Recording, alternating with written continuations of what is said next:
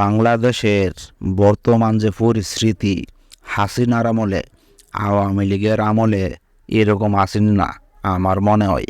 আমি ভাই একজন হকার, ভ্যানে করে সবজি বিক্রি করি। শিক্ষাগত যোগ্যতা প্রাইমারি পাস করছি, খোদার কসম।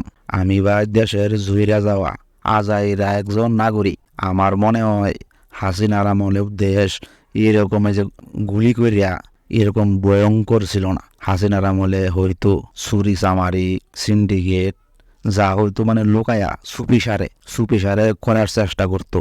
আর এখন তো নিজ স্বার্থের লাগি, নিজের স্বার্থ হাসিলের লাগি মানুষরে গুলি করে মারতেছে ভয়ঙ্কর ভাবে।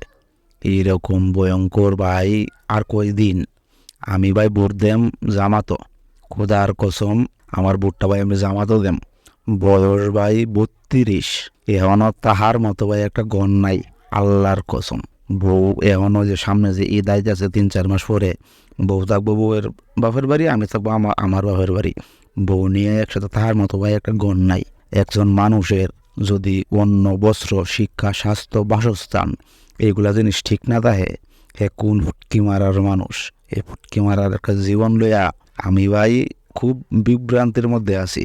আল্লাহর রস্তে ফাউডির ধরে কই বুটটা জামাতে দিন যে, নাইলে এই বাঙালি জাতি স্বাধীনতার 54 বছর পরেও কিন্তু জুতার নিরাপত্তা দিতে পারছে না এরা। কি মারা ভাই সারা বুটটা ভাই জামাতে দিলেন যে, ফাউডির ধরে কই। আসসালামু আলাইকুম।